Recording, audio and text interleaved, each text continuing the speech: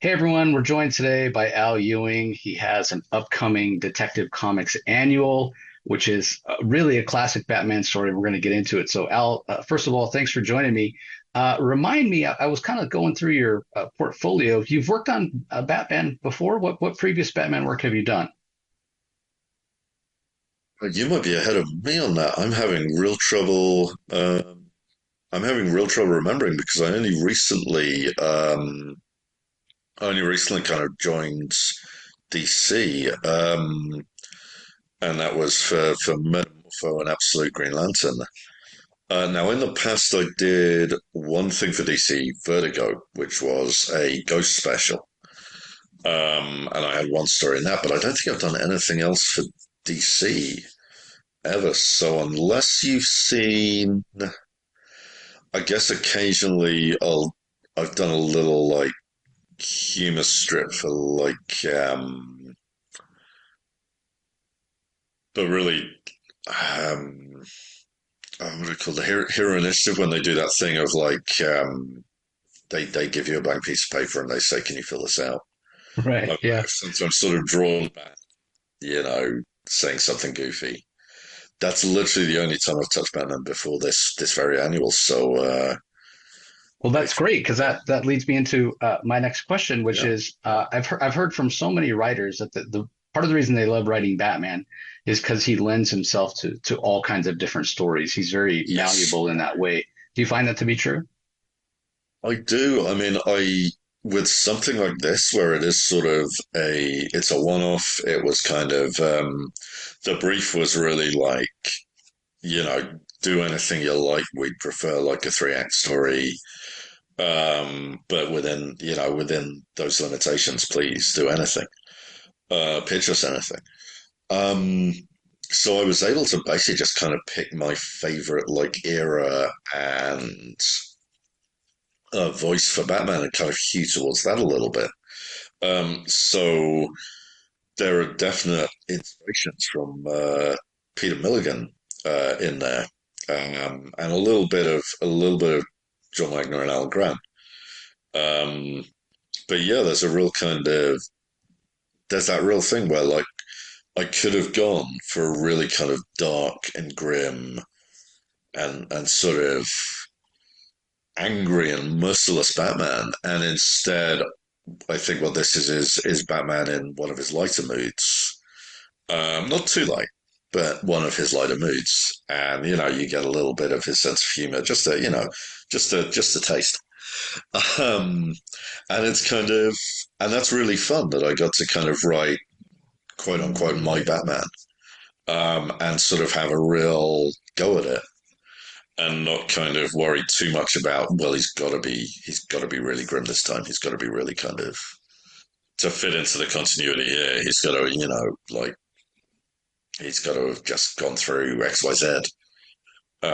Yeah, the other thing that's great about it is you leaned into one of my favorite aspects of Batman, which sort of gets forgotten in kind of the action and the kind of the power creep that he's had over the years, which is as the world's greatest detective, right? So it's a bit of a locked room Yep. mystery, and it Yes. leans into those kind of late '70s, early '80s. The guy's really smart, and he's going to figure this out because it is quite the conundrum that he's presented with.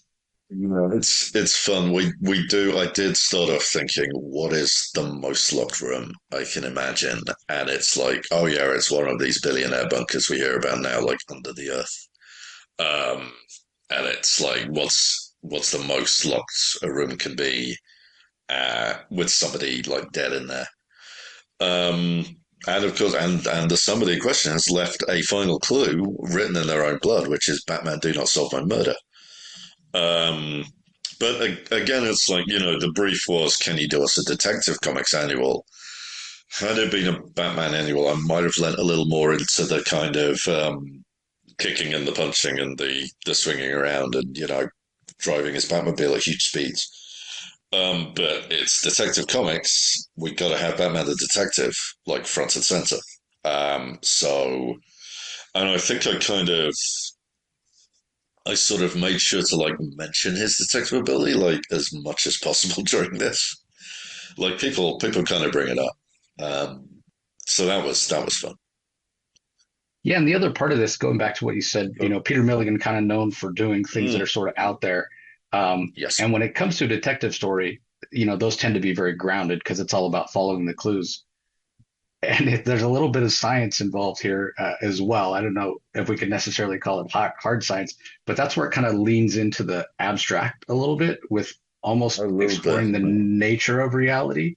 So Yeah. as you're coming up with the story, you're like, okay, it's going to be this locker room mystery. Then what led to that twist where it really is kind I of mean, out there? that was part of getting the brief, because I'm sort of taking over from Tom Taylor on this, and like part of the brief was, okay, well, it's we need to make like 3 acts because we have 3 artists, and each of them will be kind of supplying their skills to a different chapter of the narrative, and that sort of got me thinking, okay, well, 3 10-page chunks. Each of them sort of has to work a little bit on its own, but also be one chapter in this larger mystery. That's fun. I can do the best beginning of a story I can think of. I can do the best middle of a story I can think of, and then I can give it all a slam bang ending. And the middle can kind of be a sort of a weird thing in itself, and it sort of connects to the larger mystery, but at the same time, Batman basically has to, in order to just get a pretty simple clue, he has to jump through a bunch of Hmm. hoops. Because, the place where the clue is has a supervillain problem. And it's like, well, Batman, well, I guess I'd better stop this supervillain before we go any further. And then the actual clue is like, Batman looks in a cardboard box and it's there and it's great. Not, spoilers. But this story involves cardboard boxes and rummaging through them. A huge spoiler there. But yeah, basically, I was thinking, what's a really fun thing to do with Batman? And one of the things I've always wanted to do with a lot of superheroes, and I've done it once or twice, is sort of bring them to my hometown. Because I live in the UK. I live near. I won't say exactly where I live in a public forum, but I live near where Batman is in this story. Near enough that I know his route very well indeed, and I could actually walk it myself and take some photos. But like, yeah, it was, and I was thinking, what's something Batman could fight here? What would he have? Who might he have to fight here? What's like? Can we invent a new villain for him? Can we sort of, like it's been a little while since the UK was really sort of modelled out in DC. There was Grant Morrison did a bunch of stuff relating to the UK. Before that, Paul Cornell. In fact, Paul Cornell riffing off stuff Grant had done.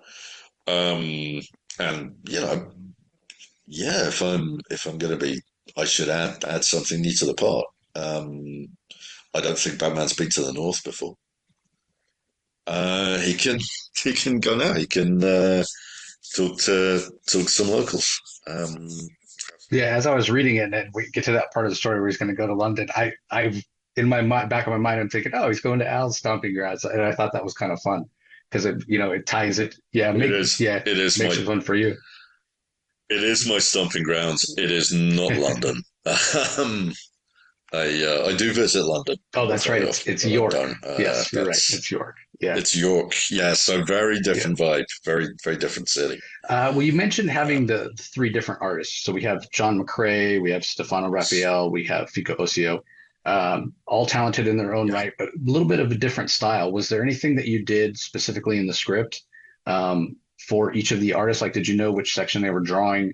Did you tailor the script to their strengths at I all? didn't know.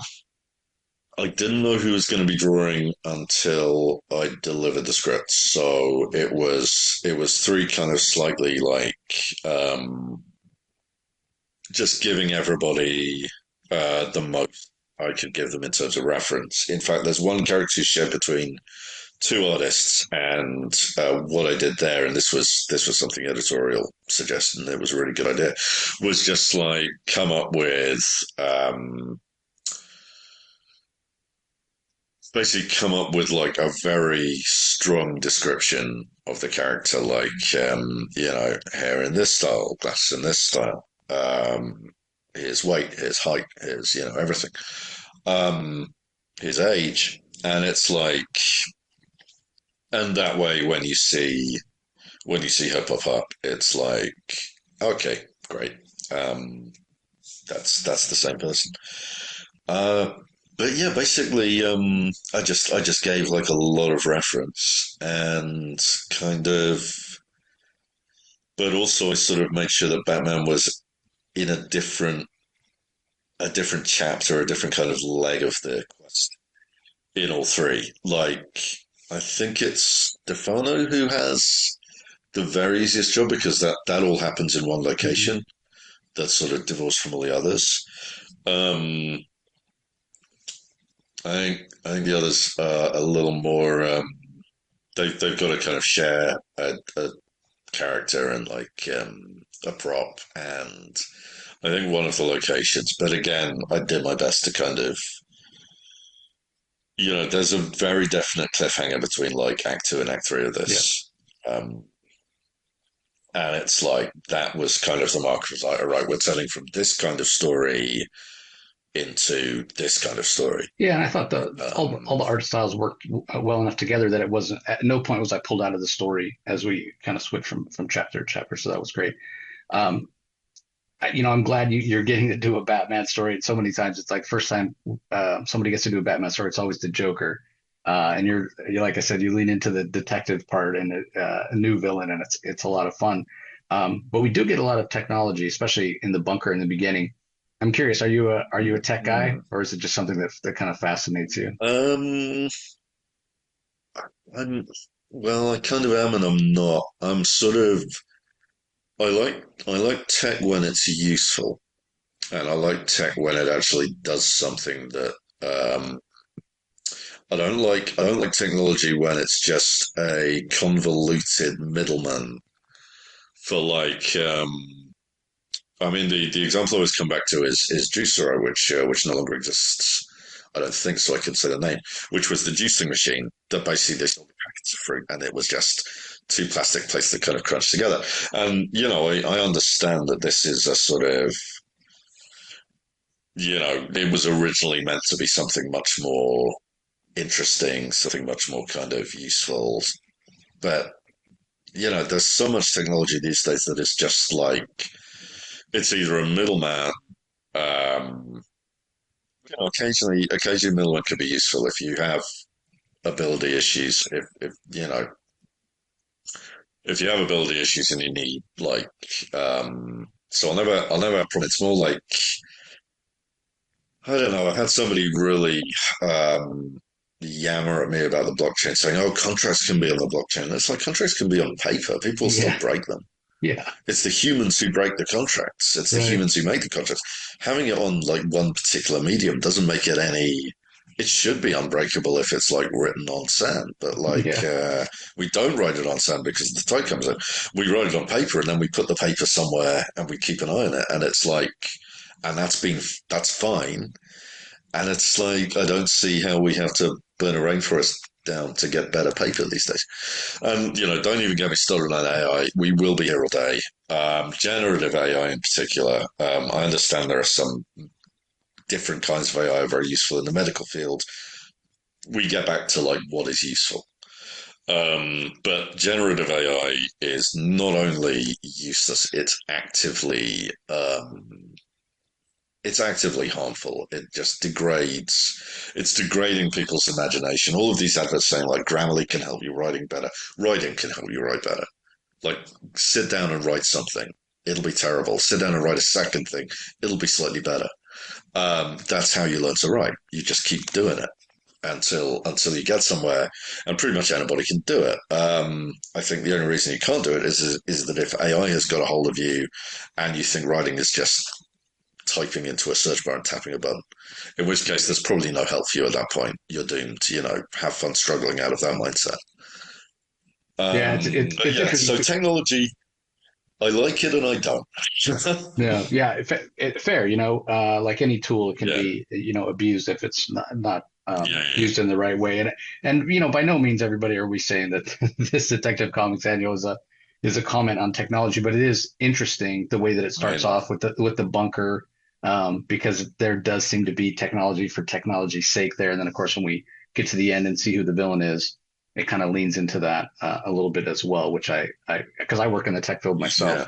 so I thought it was Well, interesting. apologies if I've been No, not at all, not at all. talking about stuff you've been working No, I on. I agree. mean, I agree with you. So I will say the original victim is a kind of tech guy, and there's an element of like technology for its own sake and kind of stuff that he might have if the victim had maybe it's a big spoiler if the victim had sort of learned a hobby, he might be less dead.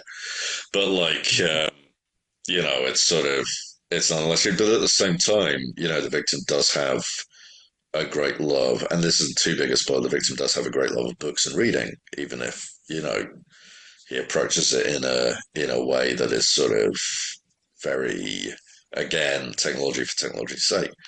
But it's like there's good and bad in the victim at least. Not so much, not so much that killer.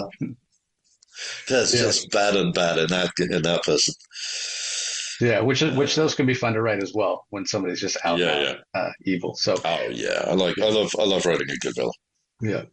Well, thanks so much for taking the time to chat with me Thank about you. the annual, Al. I really enjoyed it. Anything else you want our audience to know as we're closing out here?